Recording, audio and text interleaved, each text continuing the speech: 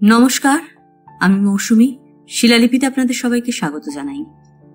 শোনাচ্ছি সাহিত্যিক বিমল মিত্রর আসামি হাজির। গল্প পাঠ ভালো লাগলে শেষে একটা লাইক দিয়ে যেতে ভুলবেন না। এখনো যারা আমার চ্যানেলটা সাবস্ক্রাইব করেননি তাদের সকলের কাছে আমার অনুরোধ, প্লিজ আমার চ্যানেলটা সাবস্ক্রাইব করে নেবেন। পাশে যে বেল নোটিফিকেশনটা আছে সেটা অবশ্যই প্রেস করে দেবেন। আর গল্প পাঠ ভালো লাগলে অবশ্যই আপনার চেনা জানা বন্ধু বান্ধবদের সঙ্গে শেয়ার করে নিতে ভুলবেন না গল্প। চলুন শুরু করি উপন্যাসের 10ম পর্ব। শুধু যে তাতে কর্তাবাবুই নিশ্চিন্ত হলেন তাই নয়, হয়তো নবাবগঞ্জের চৌধুরী বাড়ির সবাই নিশ্চিন্ত হলেন। চৌধুরী মশাইও নিশ্চিন্ত হলেন। যাক, আর কোনো দুর্ভাবনা নেই। ঈশ্বরের ইচ্ছেই পূর্ণ হল। সদানন্দ এতক্ষণে নতুন বইয়ের আকর্ষণে গা ঢেলে দিয়ে অতীত, বর্তমান, ভবিষ্যৎ সব ভুলে গিয়েছে। আর কোনো দুর্ভাবনা কারো নেই, আর কোনো আশঙ্কাও নেই কারো। যা ভয় ছিল সকলের তা হল না। সব সমস্যা নির্বিঘ্নে সমাধা হয়ে গেল। 3 দিন আগেও যে সমস্যা সকলের অশান্তির কারণ হয়ে উঠেছিল তার সমাধা হল। কোথা থেকে এক পুরনো ইতিহাসের কুটিল স্মৃতি সাপ হয়ে ফনা তুলেছিল। মনে হয়েছিল সেই ফনা বুঝি এ সংসারের সুখ, শান্তি, ঐশ্বর্যের মাথায় ছোবল মেরে সবকিছু ধ্বংস করে দেবে। কিন্তু আর তা হবার সম্ভাবনা নেই। এবার নয়নতারা এসেছে। ফুলশয্যার ওপর নয়নতারার চোখ ভোলানো রূপ আর মন ভোলানো ভালোবাসা সবকিছু সন্দেহের কাঁটা নির্মূল করে দিয়েছে। আর ভয় নেই। এবার ঘুমোও, নিশ্চিন্তে ঘুমিয়ে পড়ো সবাই। তোমাদের অনেক ঝঞ্ঝাট গেছে এই কদিন ধরে। গায়ে হলুদের আগের দিন রাত্রে যেদিন থেকে সদানন্দর নিরুদ্দেশ হয়ে গিয়েছিল সেই দিন থেকেই তোমাদের অনেক ঝঞ্ঝাট গেছে। তারপর অনেক ঝড় ঝাপটা অতিক্রম করে শেষ রক্ষা করেছে বংশীঢালি। যেটুকু বংশীঢালি পারেনি সেটুকু শেষ করবে নতুন বউ নয়নতারা। নয়নতারাই আজ ফুলশয্যার রাত্রে সদানন্দকে জীবনের আসল মানে বুঝিয়ে দেবে। নয়নতারাই বুঝিয়ে দেবে মহাপুরুষরা যা কিছু বলে গিয়েছেন তা বইতে ছাপবার জন্যে, স্কুল কলেজে পড়াবার জন্যে, পড়ে পরীক্ষায় পাশ করবার জন্যে। কিন্তু জীবন আলাদা জিনিস। সে জীবনে একমাত্র সত্য হল ভোগ। ভোগ তার সংসারের বিলাসের মধ্যে দিয়ে, তার অর্থ উপার্জনের মধ্যে দিয়ে। আর সেই ভোগের পথে যত বাধা আসে তার যে কোনো উপায় অপসারণের মধ্যে দিয়ে। এরই নাম হল জীবন। কর্তাবাবুও ঘুমিয়ে পড়েছিলেন, কিন্তু তন্দ্রার ঘোরটা যেন চট করে একটু ভেঙে গেল। মনে হলো কে যেন কাঁদছে, যেন কাছাকাছি থেকে কারো কান্নার আওয়াজ আসছে। এই আনন্দের দিনে এত রাত্রে কে আবার কাঁদে? অভ্যাসগত ডাকলেন, দিনু। অন্য সময় হলে দিনু সঙ্গে সঙ্গে এসে হাজির হতো। হুকুম তামিল করবার জন্য দিনুর মতো অত বাধ্য মানুষ তিনি আর দেখেননি। কালীগঞ্জের কর্তাবাবুর কাছে যখন তিনি কাজ করতেন তিনি নিজেও অত বাধ্য হয়ে হুকুম তামিল করেননি কখনো। কর্তাবাবুর ডাকে কেউই সাড়া দিলে না। তার না সাড়া দিক। আহা, সারাদিন খাটুনির পর বোধহয় দিনু ঘুমিয়ে পড়েছে। ঘুমোক, ঘুমোক সে। কিন্তু জানতে ইচ্ছে করছিল কে কাঁদছে। অথচ কাঁদার কথা তো কারো নয়। আজকে তো আনন্দের দিন।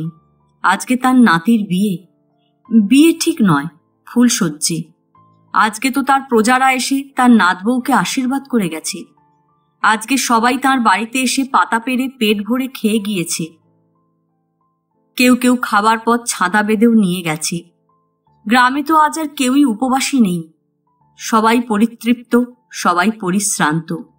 এখন তারা যে যার বাড়িতে গিয়ে নাক ডাকিয়ে ঘুমোচ্ছে। এখন কেন তারা কাঁদতে যাবে? কিসের দুঃখ তাদের?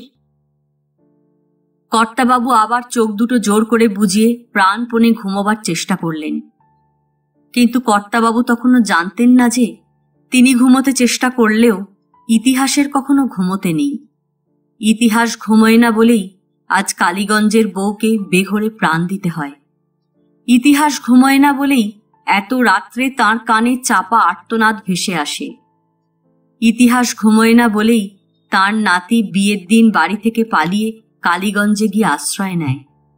আবার ইতিহাস ঘুমায় না বলেই তার নাতি বিয়ে করে বউ নিয়ে এসে টাকা চায়। কিন্তু সেসব কথা এখন যাক। এখন সবাই সুখী, এখন সকলের শান্তি, এখন সবাই ঘুমো। আমি অসুস্থ লোক, আমার বয়স হয়েছে, আমি জেগে থাকলেও তোমরা ঘুমো। মা, সমস্ত বাড়িময় যে যেখানে পেরেছে শুয়ে পড়েছে। অনেকের একটা চাটাই কিংবা বালিশও জোটেনি। খোঁচার খুঁটটা গায়ে দিয়ে একটা ছাদের তলা খুঁজে নিয়ে গড়িয়ে পড়েছে। কাজ শেষ হতে রাত প্রায় 1টা বেজে গিয়েছিল।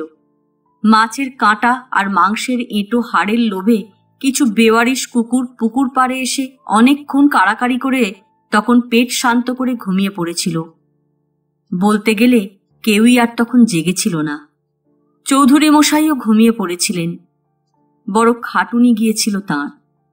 যখন সদানন্দ ফুলশয্যার ঘরে শুতে গেল, তখনই শুধু একটা নিশ্চিন্তে দীর্ঘ নিঃশ্বাস ছেড়েছিলেন তিনি। যাক, বাঁচা গেল। চৌধুরী পরিবারের বংশধারা রক্ষা পেল। আর কোনোদিন কোনো কালীগঞ্জের বউ এসে তার কোনো ক্ষতি সাধন করতে পারবে না। এই বংশ শাখা প্রশাখা মেলে যাবচ্চন্দ দিবাকরও বিস্তার লাভ করবে। ওই সদারও আবার একদিন সন্তান হবে। সেই সন্তানের আবার একদিন গায়ে হলুদ হবে, একদিন বিয়ে হবে, একদিন ফুলশয্যাও হবে। আর তারপরের কথা ভাবতে গিয়েই চৌধুরী মশাইয়ের 2 চোখ কখন ঘুমে জড়িয়ে এসেছিল। মা! চৌধুরী মশাই চমকে উঠলেন। কে যেন কাকে ডাকছে, মেয়েলি গলা। তাড়াতাড়ি বিছানা ছেড়ে উঠে পড়লেন তিনি। পাশেই বিছানার উপর গৃহিণী ঘুমোচ্ছিল। বড় অঘোর ঘুম তার। আহা, ঘুমোক। অনেক দিন ধরে অনেক পরিশ্রম করে আজ সবে একটু বিশ্রাম করবার সুযোগ পেয়েছে। কিন্তু কেই বা ডাকছে তাকে? এত রাত্রে তাকে কেনই বা ডাকছে? তিনি গৃহিণীর গায়ে ঠেলা দিলেন, বললেন, ওগো, ওগো, শুনছ? ধরমর করে উঠে পড়ল প্রীতি। বললে, কি হলো? চৌধুরী মশাই বললেন, দেখো দিকিরি, কে যেন ডাকছে তোমাকে। আমাকে ডাকছে? কে ডাকছে?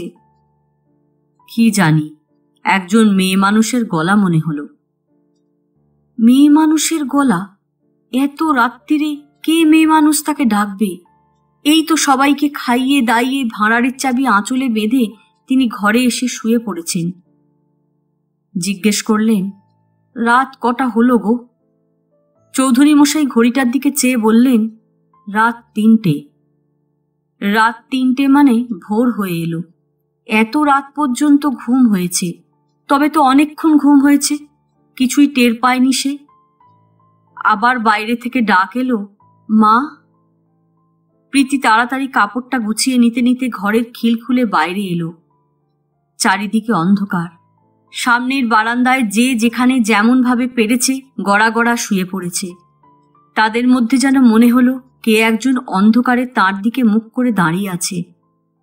প্রীতি তাড়াতাড়ি সামনের দিকে এগিয়ে গেল। জিজ্ঞেস করলে, কে কে ওখানে দাঁড়িয়ে? মূর্তিটা বললে, আমি। আমি? আমি কে? প্রীতি একেবারে মূর্তিটার কাছে গিয়ে দাঁড়ালো। মূর্তিটার মুখের কাছে মুখ নিয়ে যেতেই চমকে উঠেছে। বৌমা, তুমি? তুমি হঠাৎ এত রাত্রিরে ঘর থেকে বেরিয়ে এসেছো কেন?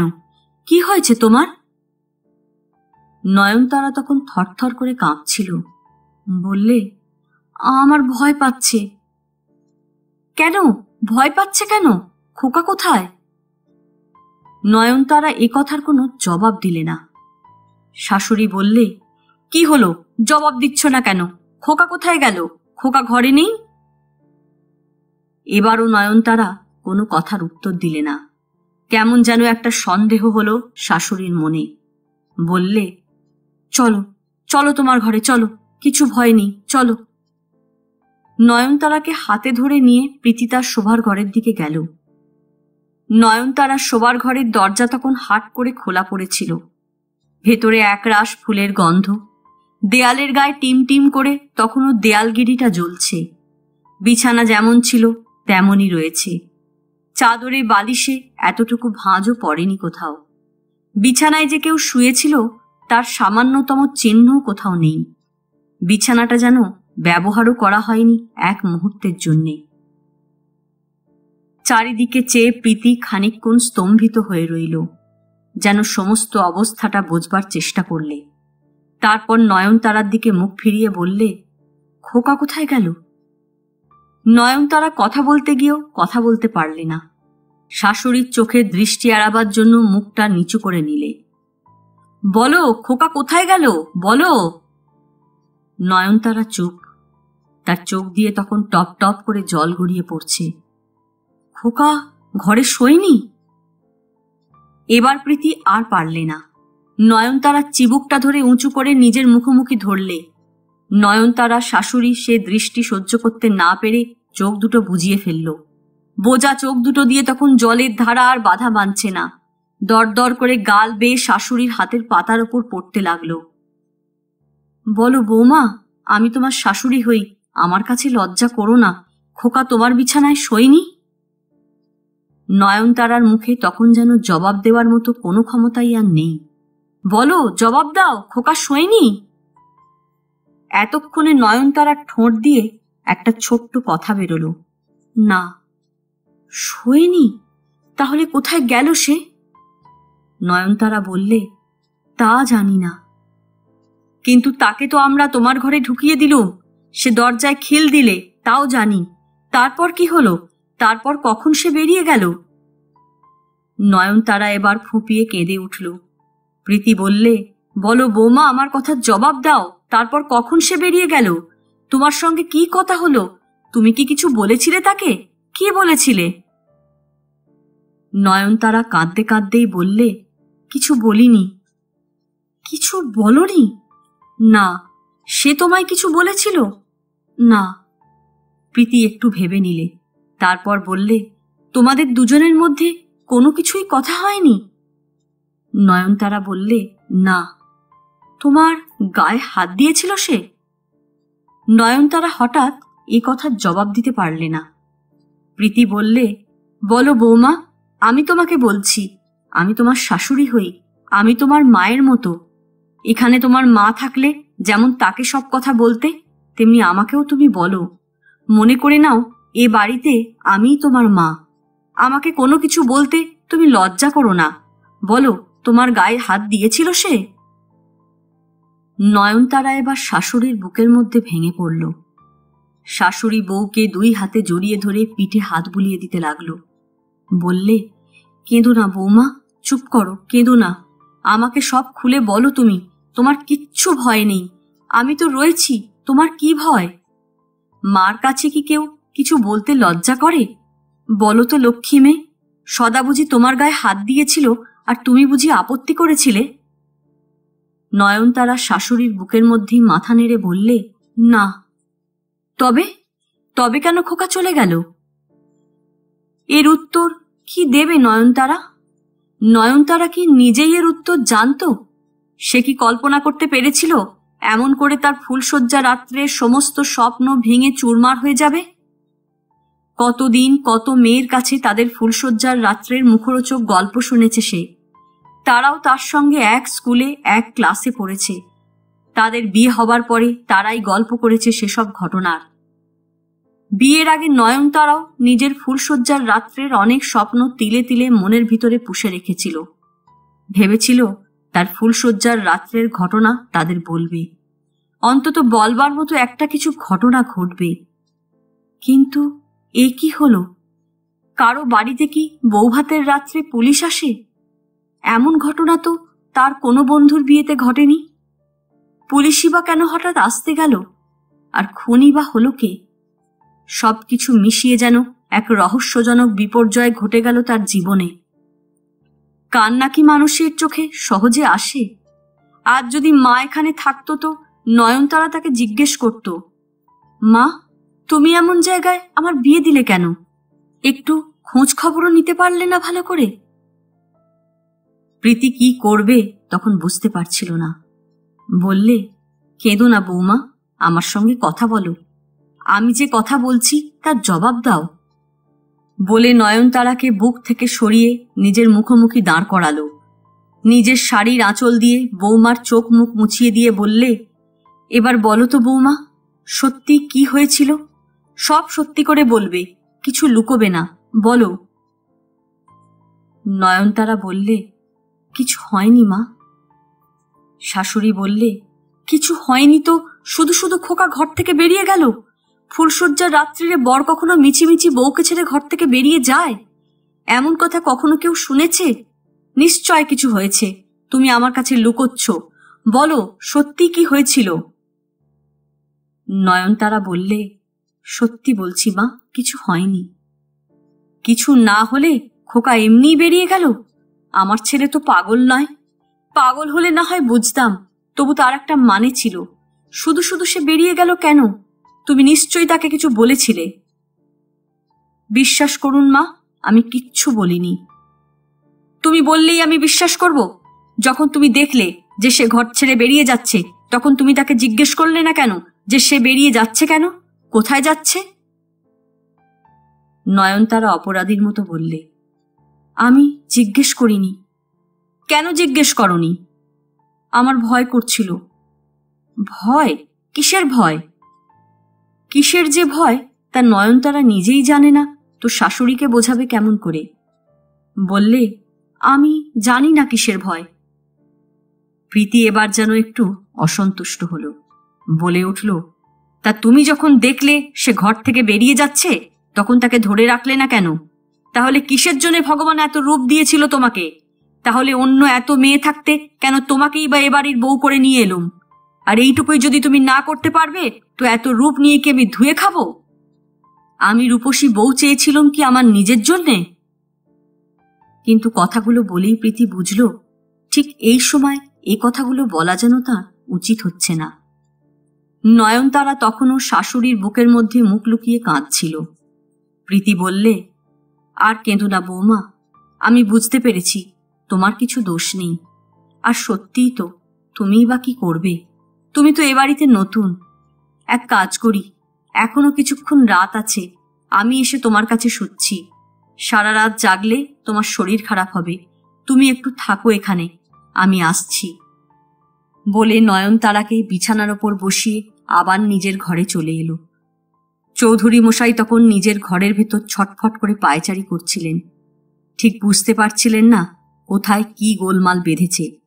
এখন যদি সমস্ত বাড়িময় জিনিসটা জানাজানি হয়ে যায়, তাহলে সর্বনাশ হয়ে যাবে একেবারে। সমস্ত নবাবগঞ্জময় লোক জেনে যাবে যে তার ছেলে ফুলশয্যার রাত্রে বাড়ি থেকে পালিয়েছে। কথাটা হয়তো শেষ পর্যন্ত কেষ্টনগরে বেয়াই বাড়িতেও গিয়ে পৌঁছবে। তখন হঠাৎ গৃহিণী এসে ঘরে ঢুকল। চৌধুরী মশাই সঙ্গে সঙ্গে গৃহিণীর দিকে এগিয়ে গেলেন।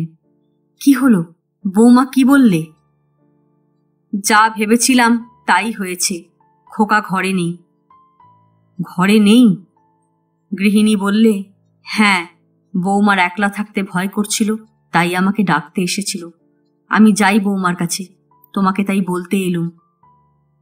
কিন্তু খোকা গেল কোথায়? গৃহিণী বললে, তা কি করে ও জানবে? বৌমার সঙ্গে খোকার কোনো কথা হয়নি। ঘরে ঢুকেছে আর সঙ্গে সঙ্গে পেছনের দরজা দিয়ে বেরিয়ে গেছে। খোকা বেরিয়ে গেল আর বৌমা আটকাতে পারলে না? গৃহিণী বললে, কি যে তুমি বলো, নতুন বউ, এখনো খোকার সঙ্গে একটা কথাও হয়নি, আর খোকাকে আটকাবে? নতুন বউয়ের অত সাহস থাকে? অচেনা জায়গা, অচেনা মানুষ, একেবারে বলতে গেলে প্রথম রাত, এর আগে কোনোদিন একটা কথাও হয়নি, তাকে কি বলে বাধা দেবে? তোমার এত বয়স হলো আর তুমি এই কথা বলছো? আমার ফুলশয্যার রাতে যদি তুমি অমনি করতে, তো আমি তোমাকে বাধা দিতে পারতুম? তা কি কোনো মেয়ে পারে? কি যে তোমার বুদ্ধি! চৌধুরী মশাই বললেন, তাহলে কি হবে?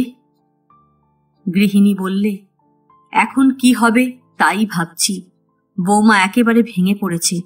বেচারি এই রাত 3টে পর্যন্ত একলা কি করবে ভেবে পায়নি, শুধু ভয় কেঁপেছে।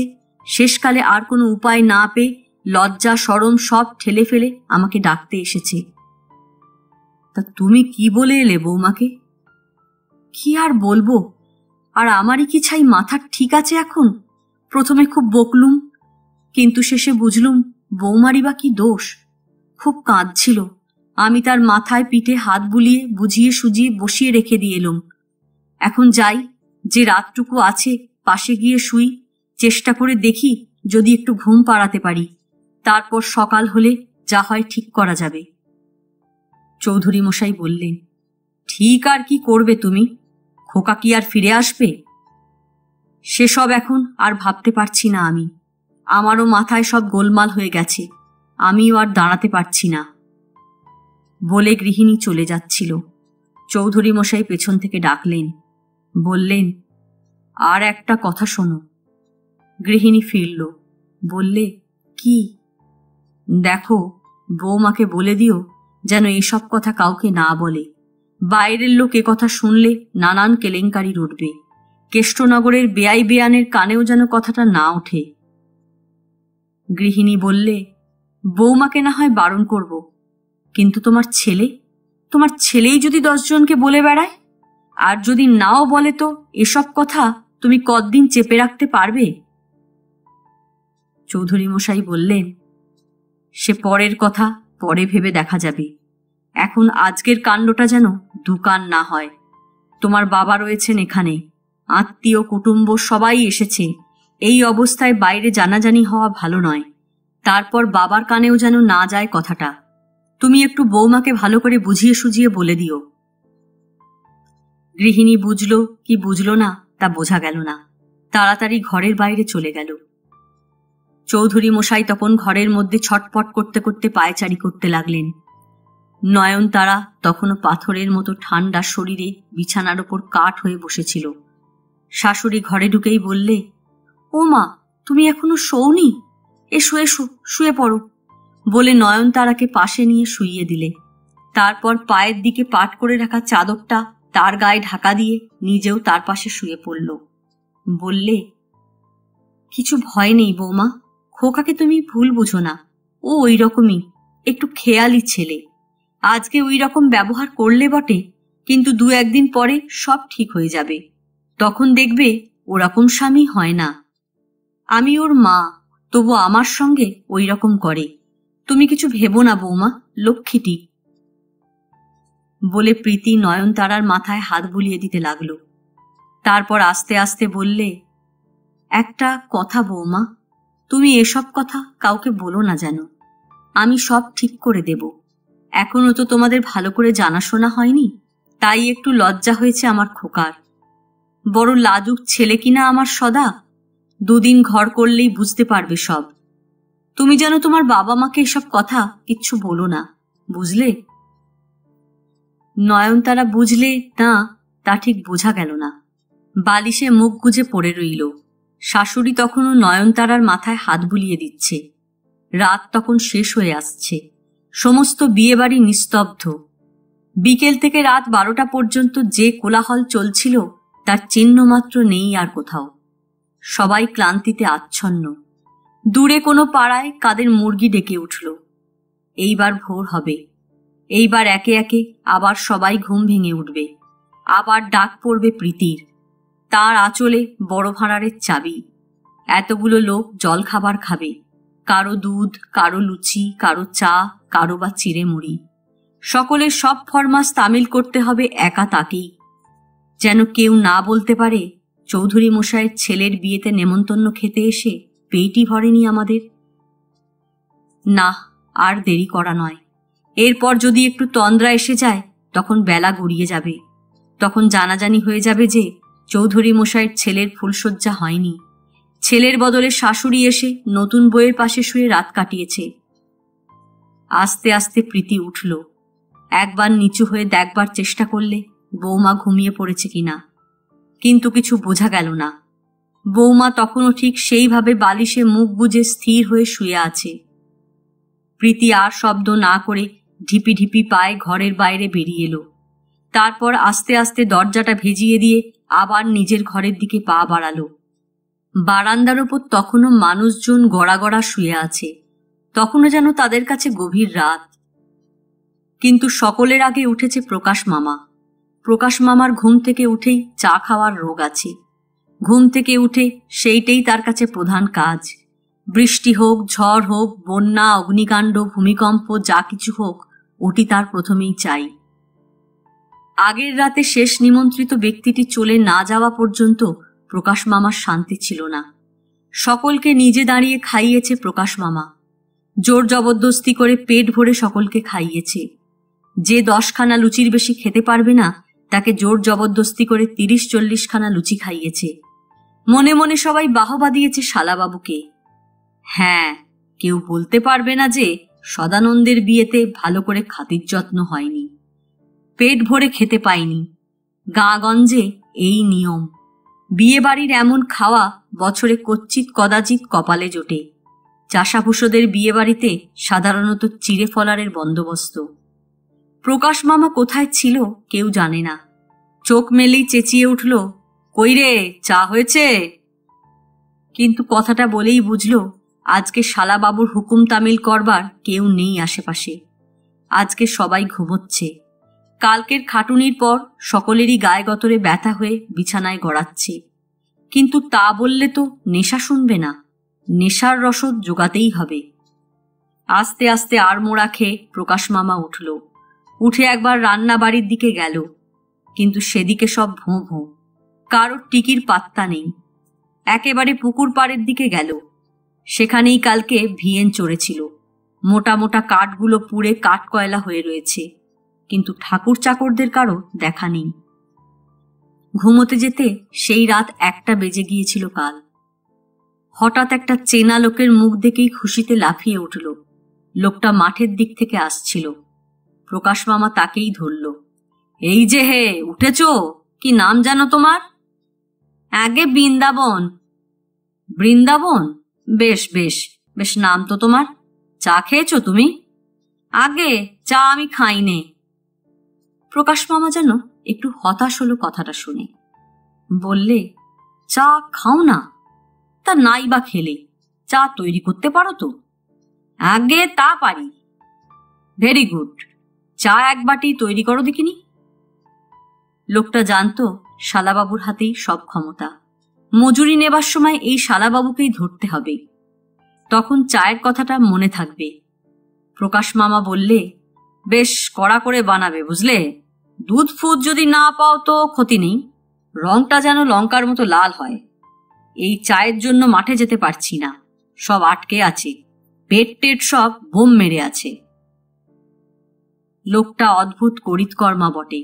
কোথা থেকে কাকে ধরে চা, দুধ, চিনি জোগাড় করে নিয়ে এলো। তারপর কাঠকয়লার আগুন ধরিয়ে তার উপর জল চড়িয়ে দিলে। প্রকাশ মামা বললে, 2 বাটির মতো জল দাও। আমি খাবো আর আমার পিসে মশাই খাবে। পিসে মশাইকে চেনো তো? ওই যে বরের দাদা মশাই, ওকেও 1 বাটি দেব। কুটুম মানুষ, লজ্জায় চায়ের কথা মুখ ফুটে বলতে পারবেন না। তবে আমার ওসব লজ্জা ফজ্জা নেই ভাই, আমি দিলখোলা মানুষ। খাওয়ার ব্যাপারে লজ্জা সরম করিনি। পেট হচ্ছে সকলের চেয়ে বড়, জানো বৃন্দাবন। পেটের জন্যই দুনিয়া চলছে। আরো বড় একটা জিনিস আছে অবশ্যই, কিন্তু পেট তার চেয়েও বড়। সেটা না হলেও চলে, কিন্তু পেট তো না হলে চলে না। বৃন্দাবন জল গরম করছে আর প্রকাশ মামা উনুনের সামনে তাই দেখছে। হঠাৎ সদরের দিকে চেয়ে অবাক হয়ে গেল। আরে সদানা এত ভোরে কোথায় গিয়েছিল? আর বসা হলো না প্রকাশ মামার। উঠে দাঁড়ালো। সদানন্দ ভেতরের দিকেই ঢুকছিল। প্রকাশ মামাও তার দিকে এগিয়ে যেতে লাগলো। একেবারে কাছে গিয়ে জিজ্ঞেস করলে, কিরে তুই আজ এত সকালে উঠে পড়েছিস যে? সদানন্দর মুখের ভাব দেখে প্রকাশ মামার কেমন যেন সন্দেহ হলো। বললে, তোর চেহারা ওরকম হলো কেন রে? কি হয়েছে বলতো? সদানন্দ বললে, না কিছু হয়নি। প্রকাশ মামা বললে, কিছু না হলেই ভালো। কাল তুই যা ভাবিয়ে তুলেছিলি সকলকে, আমি তো ভেবেছিলাম তুই একটা কিছু কাণ্ড করে বসবি। নতুন বউ বাড়িতে এসেছে, এই সময় কিছু করলে কেলেঙ্কারি হয়ে যেত মায়েরই। তা যাক, শেষ পর্যন্ত তোকে শোবার ঘরে ঢুকিয়ে তবে আমি খেয়েছি জানিস। তোর দাদুও তোর জন্য খুব দুর্ভাবনায় পড়েছিল। আমি যখন গিয়ে বললুম যে সদা ঘরে ঢুকে দরজায় খিল দিয়ে দিয়েছে, তখন বুড়ো নিশ্চিন্ত হলো। তারপর একটু থেমে বললে, তা যাক, সেসব বাজে কথা। রাতটা কেমন কাটালি বল? কে প্রথম কথা বললে, তুই না তোর বউ? সদানন্দ কোনো জবাব দিলে না। প্রকাশ মামা তবু পীড়াপিড়ি করতে লাগলো। কিরে, কথার জবাব দিচ্ছিস না যে? বল না, বল। আমাকে বলতে তোর লজ্জা কিসের? মায়েরই বলছি, আমি কাউকে বলবো না। আমাকে বলতে তোর দোষ কিসে? আমি না তোর বিয়ে দিয়ে নিয়ে এলাম, আজ আমার সঙ্গে তুই বেইমানি করছিস? সদানন্দ বললে, বলছি তো, কিছু বলবার নেই। বলবার নেই মানে? তুই কি সারা রাত নাক ডাকিয়ে ঘুমিয়ে কাটিয়েছিস নাকি? হ্যাঁ, ছি ছি, তুই দেখছি একটা আস্ত হাঁদারাম। মেয়েটা কি ভাবলে বল দেখিনি? বেচারা কতদিন ধরে এই রাতটার দিকে চেয়ে বসেছিল, আর তুই কিনা সারা রাত নাক ডাকিয়ে ঘুমলি। সদানন্দ বললে, এখন ওসব কথা ভালো লাগছে না প্রকাশ মামা, পরে সব বলবো। বলে অন্যদিকে চলে যাচ্ছিল, কিন্তু প্রকাশ মামা ছাড়লে না। বললে, ওরে শয়তান, আজ আমি তোর পর হয়ে গেলুম না? অথচ আমি এত কাঠখড় পুড়িয়ে তোর বিয়ে দিয়ে নিয়ে এলুম, আর আজ আমি কেউ নয়? বেঈমান তুই, জাত বেঈমান। কিন্তু কথার মধ্যিখানে বাধা পড়ল। ওদিক থেকে চৌধুরী মশাই যাচ্ছিলেন। হঠাৎ সদানন্দকে দেখে এগিয়ে এলেন। বললেন, খোকা, তুমি একবার ভেতরে আমার সঙ্গে দেখা করো তো। বলে আর দাঁড়ালেন না, সোজা যেদিকে যাচ্ছিলেন সেই দিকেই চলতে লাগলেন। সদানন্দ তার পেছন পেছন সেই দিকে চলতে লাগল। আজ এ পর্যন্তই। উপন্যাসের 11 পর্ব নিয়ে অন্যদিন আসব। গল্প পাঠ ভালো লাগলে লাইক, শেয়ার, কমেন্টস করতে ভুলবেন না। আজকের মতো নমস্কার।